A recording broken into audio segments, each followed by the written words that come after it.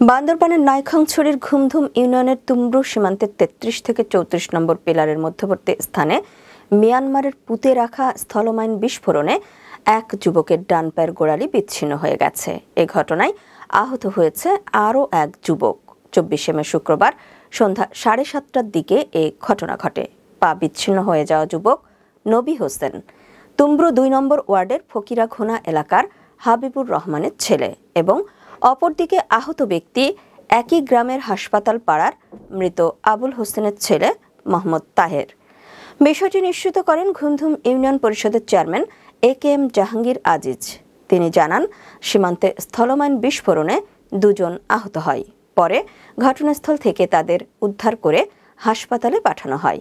আহতদের উখিয়ার কুতুপালং MSF হাসপাতালে নিয়ে গেলে নবী হোসেনের অবস্থার অবনতি হওয়ায় তাকে কক্সবাজার সদর হাসপাতালে প্রেরণ করা হয়। অপরদিকে আহত তাহের কুতুপালং MSF হাসপাতালেই চিকিৎসাধীন রয়েছে বলে জানান তার পরিবার।